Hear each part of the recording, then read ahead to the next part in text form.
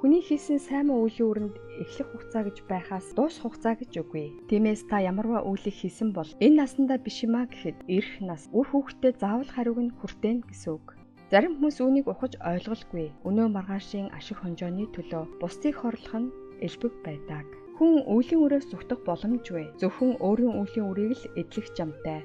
Үүнд үл итгэж, үл тоосноор түүнээс ангижрах боломжгүй жишээг өөрийн биеэр туулж мэдэрдэг нь байгалийн хууль гэлтэй. Үлийн өрөөс айд суухын оронд илүү зөв амьдарч, бусдын төлөө илүү их зүйл хийхин төлөө хичээх хэрэгтэй. Энэ бол үлийн өрийн төлөөс хэрхэн ирдгийг ухааруулах мөртүүд билээ. Ийм зөв явц үр хүүхдэд айх айдасгүй. Амттай сайхан амьдралыг бэлгэлэхийн тулд үг үйлдвэртэй хичээн хандах нь чухлаа. Учир нь хувь тавилан гэдэг өөрөө хамгийн сайн нэгтлэн бодогч юм. Тэр хүнд юу өгснөө, хэн хинээс юу авсныг, хэн хэний хэрэгснийг хизээж мартдаггүй. Тэр заавал хариуг нь өгдөг. Бас төлбөрийг нь төлүүлдэг юм аа.